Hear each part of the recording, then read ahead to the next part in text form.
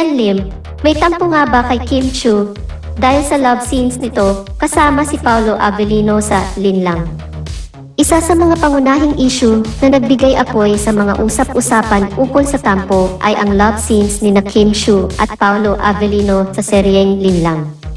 Ayon sa ilang ulat, sinabi ni Kim na hindi siya nagpaalam kay Sian ukol sa mga nasabing eksena. Hindi ako nagpaalam kay Sian.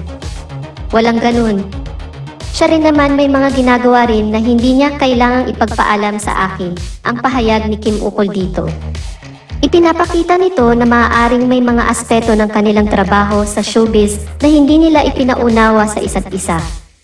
Kung tutuusin, maaaring may mga kasunduan ang magkasintahan na wala silang pakialam sa bawat isa pagdating sa kanilang mga karera.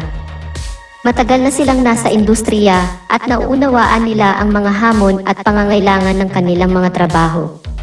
Hindi rin bago ang ideya na ang mga eksena sa pag-ibig sa mga serye at pelikula ay bahagi lamang ng kanilang propesyon.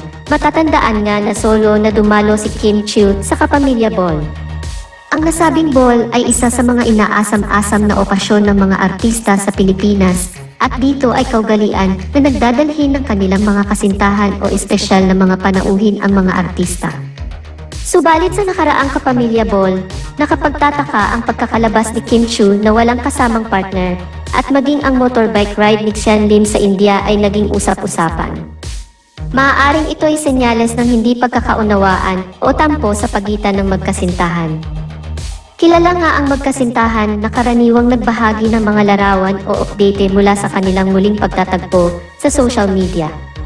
Ngunit pagkabalik ni Sian Lim mula sa India, tila wala silang ibinahaging mga espesyal na sandali o larawan sa kanilang mga social media accounts.